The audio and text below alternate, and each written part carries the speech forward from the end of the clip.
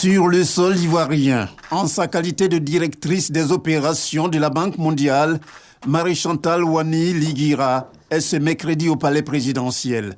Elle y est reçue par le vice-président de la République, Thiemo Mélié-Kone. La directrice des opérations de la Banque mondiale dit être venue dans le cadre de la promotion du partenariat entre cette institution de Bretton Woods et la Côte d'Ivoire qui, pour elle, reste un exemple de développement en Afrique. Pour moi, reprenant cette fonction, je pars sur un point de départ qui est excellent. Les relations entre la Banque mondiale et la Côte d'Ivoire sont excellentes. C'est démontré par le programme que nous avons ici, qui se chiffre à plus de 6 milliards, 2,2 de dollars. C'est assez important et qui couvre beaucoup de secteurs.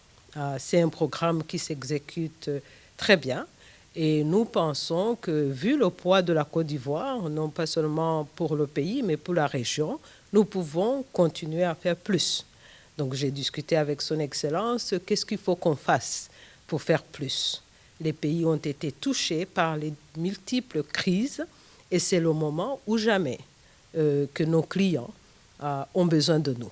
Et je suis heureuse et contente de l'appréciation des efforts de la banque ici en Côte d'Ivoire, mais aussi comment on peut faire encore plus. La Côte d'Ivoire assume le leadership au niveau de l'Afrique en matière de discussion sur le changement climatique qui touche nos pays.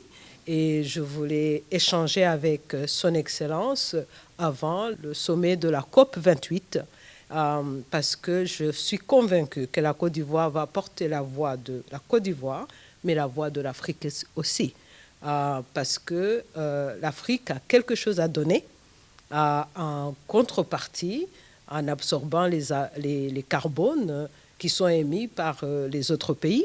Mais en même temps, l'Afrique, et notamment la Côte d'Ivoire, a vraiment des programmes que le monde entier peut appuyer pour s'assurer que la Côte d'Ivoire continue à jouer son rôle. Depuis juillet 2023, qu'elle est à ce poste, la directrice des opérations de la Banque mondiale, qui est de nationalité rwandaise, s'occupe de 4 pays de l'Afrique de l'Ouest, à savoir la Côte d'Ivoire, le Togo, le Bénin et la Guinée.